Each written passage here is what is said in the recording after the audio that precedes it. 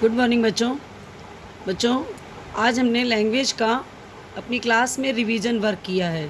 ठीक है बच्चों, जिसमें कि हमने प्रत्येक पार्ट से 1 to 5 लेसन तक हमने आपको शब्दार्थ और क्वेश्चन आंसर और एक्सरसाइज के बताई है और पूछी है। सबसे पहले मैंने आपको पूछा था कि बच्चों मातृभाषा किसे कहते हैं। ठीक है, तो मातृभाषा के बारे में मैंने आपको क्लास में बताया भी है, लिखाया भी है। वो भाषा होती है जिस भाषा को हम अपने जन्म से अपने परिवार में, जिस परिवार में हम जन्म लेते हैं, सीखते हैं, बोलते हैं, सुनते हैं, वो भाषा हमारी मातृभाषा कहलाती है। इसी तरह से बच्चों व्याकरण के कौन कौन से अंग हैं। तो व्याकरण के बच्चों वर्ण विचार, शब्द विचार और वाक्य विचार, ये 3 अंग हैं। फिर हम लोगों ने देखा था कि सही विकल्प क्या होते हैं। तो सही विकल्प मतलब आपके पास ऑप्शन होते हैं, आपको उस क्वेश्चन का जो राइट आंसर है उस पर टिक लगाना है। तो जैसे भावों एवं विचारों के आदान प्रदान का साधन क्या है, तो भाषा। ठीक है, जैसे हिंदी दिवस कब मनाया जाता है, 14 सितंबर को। इसी तरह से रिक्त स्थानों की पूर्ति कीजिए। भाषा के कितने रूप होते हैं, मौखिक और लिखित। भाषा का क्षेत्रीय रूप क्या कहलाता है, बोली। वर्ण विचार, शब्द विचार तथा वाक्य विचार जो है व्याकरण के अंग हैं। अभी हम लोगों ने इसको क्वेश्चन में भी पढ़ा था और फिलअप में भी ये इस प्रकार से आ सकता है। नेक्स्ट देखिए, वर्ण किसे कहते हैं। वर्ण जो है बच्चों वह सबसे छोटी इकाई होती है जिसके कि और छोटे खंड नहीं किए जा सकते हैं। उसी प्रकार से देखिए क्वेश्चन है आपके पास, संयुक्त व्यंजन कौन से हैं। तो संयुक्त व्यंजन आपने पढ़ा है, वर्णमाला में 4 होते हैं, छ, त्र, ज्ञ और श्रा। ठीक है, फिर देखिए वर्ण विच्छेद से क्या अभिप्राय है। वर्ण विच्छेद क्या होता है, वर्णों को अलग अलग करके लिखना ही क्या कहलाता है बच्चों, वर्ण विच्छेद।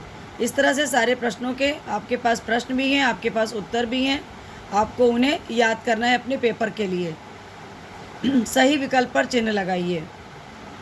2 व्यंजनों के संयोग से बने व्यंजन क्या कहलाते हैं, संयुक्त व्यंजन। जैसे देखिए वर्णों को अलग करके लिखना क्या कहलाता है, वर्ण विच्छेद कहलाता है। श, श, श, ह, ये क्या है, कौन से व्यंजन है, ऊष्म व्यंजन है।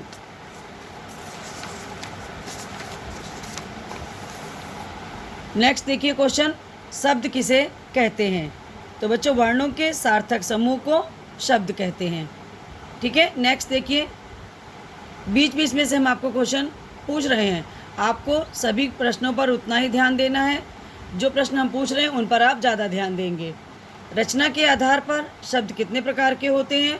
तो बच्चों रचना के आधार पर शब्द 3 प्रकार के होते हैं। कौन कौन से होते हैं, रूढ़ शब्द, यौगिक शब्द और योग रूढ़ शब्द। नेक्स्ट क्वेश्चन है आपके पास, विकारी तथा अविकारी शब्द किन्हें कहते हैं। ये मैंने आपको बताया था कि विकारी शब्द जो होते हैं, जिन शब्दों को में लिंग, वचन, कारक तथा काल के कारण परिवर्तन हो जाता है, वे विकारी शब्द कहलाते हैं। बच्चों विकारी शब्द में 4 आते हैं, जैसे संज्ञा, सर्वनाम, विशेषण और क्रिया। अविकारी शब्द वो होते हैं बच्चों जो कि जिन शब्दों में लिंग, वचन, कारक, काल आदि के कारण कोई परिवर्तन नहीं होता। तो आपको याद करने के लिए इस बात को ध्यान रखना होगा कि विकारी में परिवर्तन हो जाता है और अविकारी में परिवर्तन नहीं होता, वे अविकारी शब्द कहलाते हैं। बच्चों अविकारी शब्द भी 4 होते हैं, क्रिया विशेषण, संबंध बोधक, समुच्चय बोधक और विस्मयादि बोधक। इस प्रकार से आपके इस क्वेश्चन का ये आंसर होगा। सही विकल्प पर चिन्ह लगाइए। वर्णों के सार्थक समूह को क्या कहते हैं बच्चों, शब्द। निम्नलिखित में से विकारी शब्द कौन सा है, सर्वनाम, रूढ़, क्रिया विशेषण या यौगिक।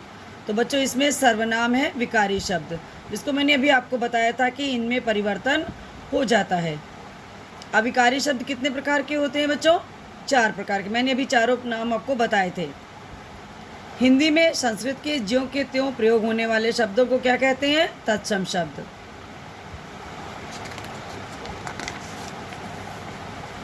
नेक्स्ट देखिए, संज्ञा, क्रिया आदि विकारी शब्द हैं। इनमें लिंग, वचन तथा कारक के कारण परिवर्तन होता है। ठीक है। नेक्स्ट देखिए संधि। संधि का क्या अर्थ है बच्चों? दो वर्णों का मेल होने पर जो विकार या परिवर्तन होता है उसे क्या कहते हैं? संधि कहते हैं। ठीक है। संधि के कितने प्रकार होते हैं? संधि के 3 भेद होते हैं बच्चों, स्वर संधि, व्यंजन संधि और विसर्ग संधि।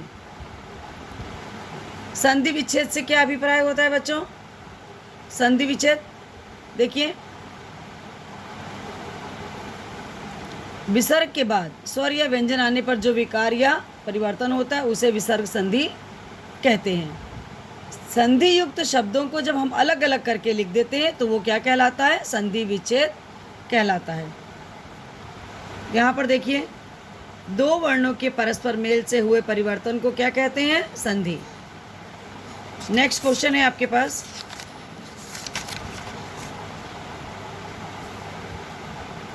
बच्चों इसके आगे के क्वेश्चन आंसर और लेसन आप 10 तक पूरा लर्न करेंगे। ठीक है। उसके बाद का वीडियो हम आपको नेक्स्ट में भेजेंगे। धन्यवाद बच्चों।